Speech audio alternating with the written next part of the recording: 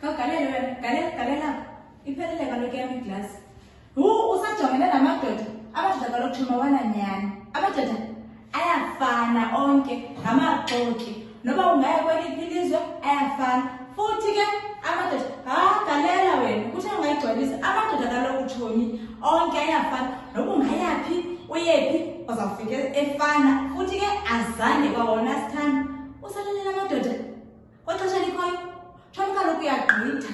Leyo uba yiyo le nto ubucinga uba yiyo uyagqitha. Futhi ke awuzinikezeli kuwo. Ubona ngelo xesha ungene nje. Wena uzinikezele kuwo. Hayi saphela. Ewethu sisi ndithetha nawe. Ndithetha kwindoda yakho wena. Uba ngawuzazinikezela into yoba hayi iholi. Usozoba nestress. Uzoba yintliziyo. Sumoya nomoya. Uzoba nelo xesha.